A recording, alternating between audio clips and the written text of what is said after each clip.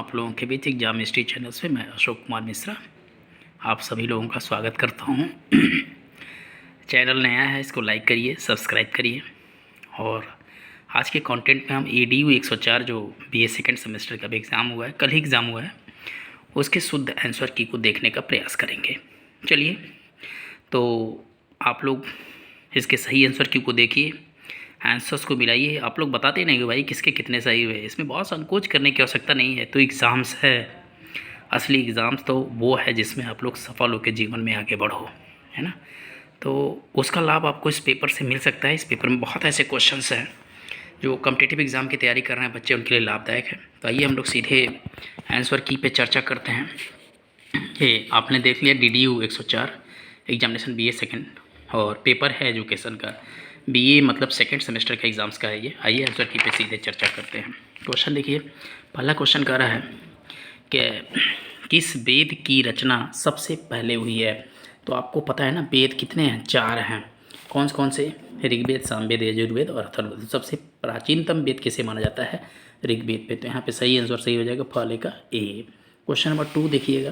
Question number 2 कह रहा है वैदिक काल में ब्राह्मण, क्षत्रिय, वैश्य और वैश्य क्या उपनयन संस्कार के लिए अधिकतम आयु क्या थी?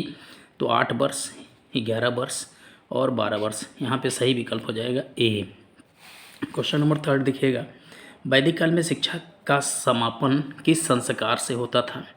वैदिक काल में शिक्षा का समापन मतलब शिक्षा का अंत किस संस्कार से होता था? तो समावर्तन संस्कार से होता था। 3 का B सही है।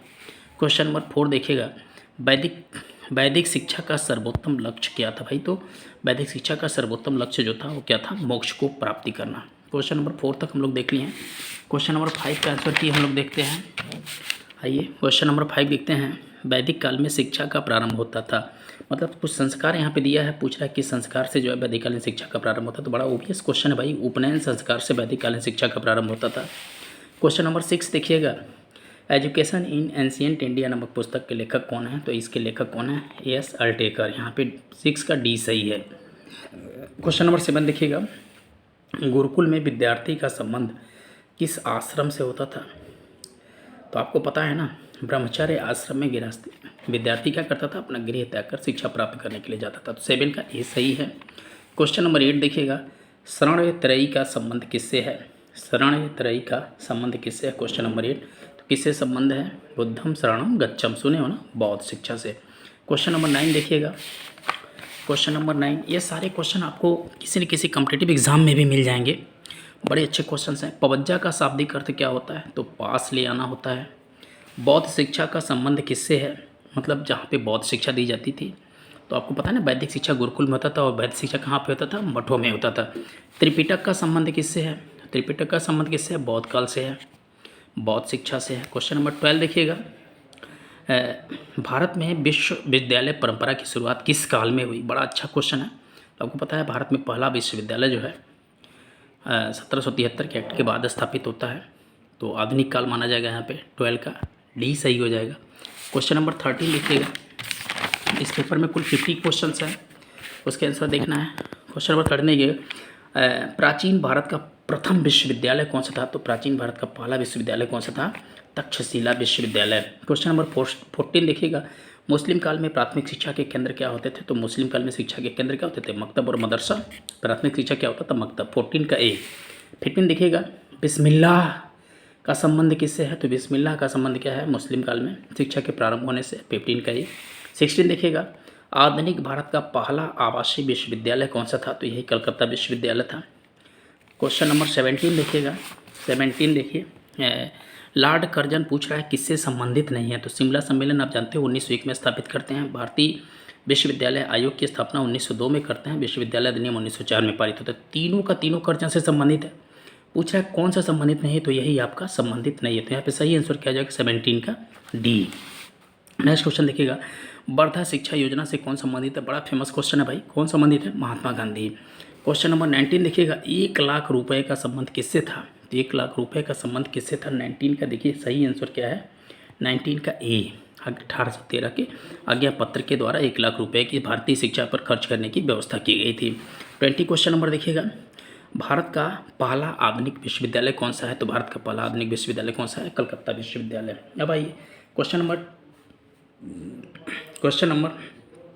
21 देखते हैं हम लोग। क्वेश्चन नंबर 21 देखते हैं।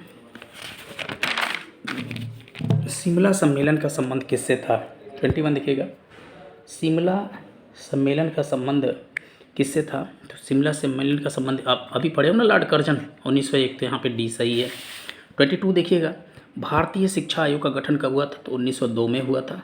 22 का सी सही है। 23 गोखले विधेयक किससे संबंधित है? प्राथमिक शिक्षा से। 24 देखिएगा, लॉर्ड कर्जन का विवरण पत्र किसने स्वीकार किया था? तो किसने किया था भाई? लॉर्ड विलियम बेंटिक ने। क्वेश्चन नंबर 25 देखिएगा, बहुत अच्छा क्वेश्चन, बहुत इस पेपर का सबसे बेहतरीन क्वेश्चन है। निःशुल्क और अनिवार्य प्राथमिक शिक्षा का प्रावधान सर्वप्रथम किसने किया था? तो सायाजी राय गायकवाड़ ने किया था।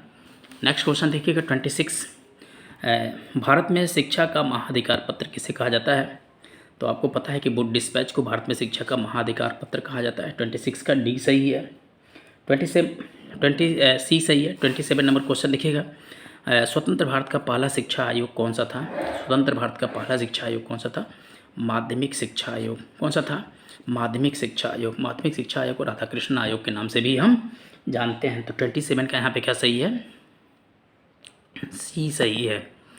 सी सही है। थोड़ा सा यहाँ पे डाउट हो रहा है, एक बार देख लीजिएगा बच्चों, है ना। 28 देखिए, स्वतंत्र भारत का पहली राष्ट्रीय शिक्षा नीति कब जारी हुई थी? 1968 में, 1968 में, जब कोठारी आयोग गठित हो गया था। तो उसके बाद जो है उसी के संस्तुतियों के आधार पर भारत की पहली राष्ट्रीय शिक्षा नीति जारी हुई थी। क्वेश्चन नंबर 29 देखिएगा, मुदालियर आयोग का संबंध किससे है? तो मुदालियर आयोग का संबंध माध्यमिक शिक्षा से था। 29 का बी। 30 देखिएगा, कोठारी आयोग का गठन कब हुआ था? 1964 में होता है, जी एस कोठारी की अध्यक्षता में। विश्वविद्यालय शिक्षा आयोग का गठन कब हुआ था? तो 1902 में। देखिए ये क्वेश्चन एक बार और पूछा है अभी आगे, प्रोफेसर दौलत सिंह कोठारी का संबंध किस विश्वविद्यालय से है? बहुत अच्छा क्वेश्चन है भाई, 32, बहुत अच्छा क्वेश्चन है 32 नंबर। तो दौलत सिंह कोठारी का संबंध किससे था?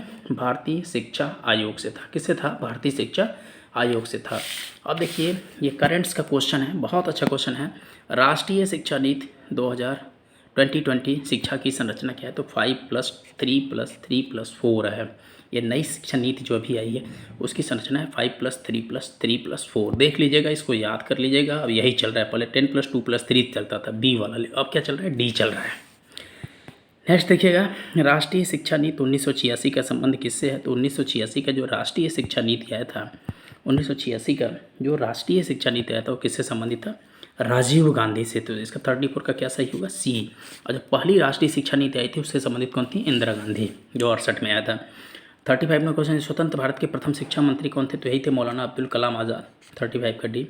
क्वेश्चन नंबर 36 देखिएगा, वैदिककालीन शिक्षा का मुख्य उद्देश्य क्या था? देखो एक बार और ये क्वेश्चन पूछा है, इसी पेपर में पूछा है, रिपीट किया गया, थोड़ा सा ध्यान दीजिए। 36 का क्या सही होगा? ए। क्वेश्चन नंबर 37 देखते हैं हम लोग। 37 का आंसर देखते हैं, बुद्ध का जन्म कहाँ हुआ था? बहुत बार पढ़ाए हैं आप लोगों को, कहाँ पे हुआ था? लुम्बिनी में हुआ था। बौद्धकालीन शिक्षा का केंद्र क्या था? यही फर्स्ट ए, इसका सही मठ और बिहार। 39 नंबर देखिएगा, बौद्धकालीन प्रमुख विश्वविद्यालय कौन कौन से थे? तो बौद्धकालीन सभी विश्वविद्यालय थे, तक्षशिला, नालंदा और विक्रमशिला। 40 नंबर देखिएगा, प्रथम बौद्ध शिक्षा आयोजन कहाँ किया गया था? बौद्ध शिक्षा परिषद का, तो राजगृह में किया गया था। 41 देखिएगा, त्रिपिटक किस धर्म से संबंधित है भाई? त्रिपिटक बौद्ध धर्म से संबंधित है। 42 देखिएगा, मैकाले का विवरण पत्र किससे संबंधित है? तो मैकाले का विवरण पत्र देखिए व्यापार से संबंधित नहीं है, दीर्घकालीन शासन व्यवस्था से किससे? पश्चिमी शिक्षा से संबंधित है। 42 का ये सही है।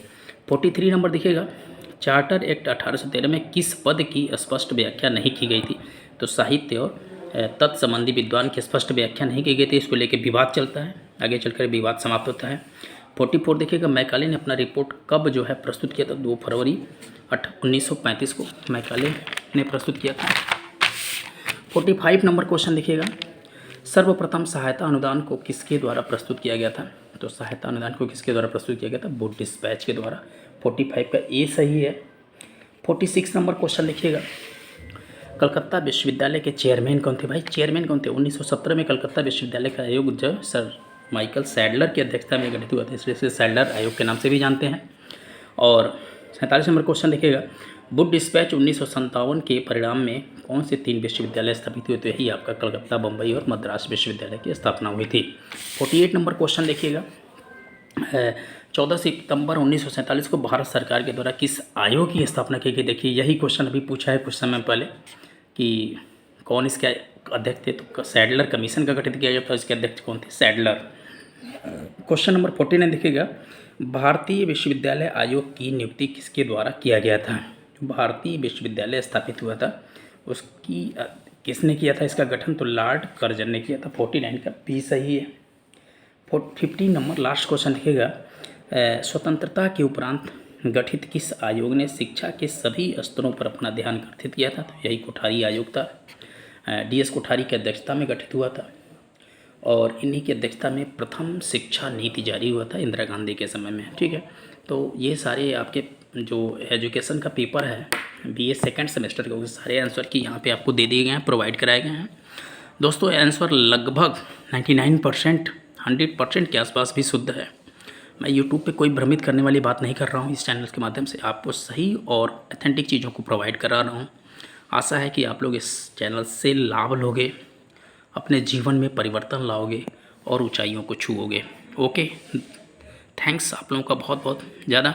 और ये पेपर ये ना सोचिएगा सिर्फ एजुकेशन के बच्चों के लिए, सबके लिए बहुत इंपॉर्टेंट है। चलिए आज के लिए इतना ही। Thank you.